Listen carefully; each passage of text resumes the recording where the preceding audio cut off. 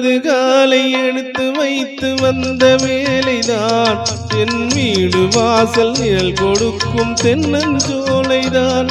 ஓர் நிமிஷம் கூட நீயும் நானும் பிரிந்ததில்லையே, நாம் பிரிவு என்னும் சொல்லை கூட அறிந்ததில்லையே.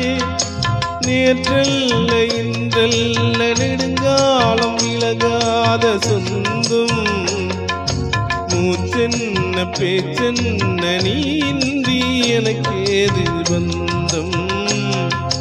இன்னும் சொல்லவா சொன்னால் துன்பம் அல்லவா, நான் இன்னும் சொல்லவா சொன்னால் துன்பம் அல்லவா. தென்றலுக்கு தாய் வீடு பொதிகை அல்லவா, அது திசை மாறி போவதுதான் புதுமை அல்லவா.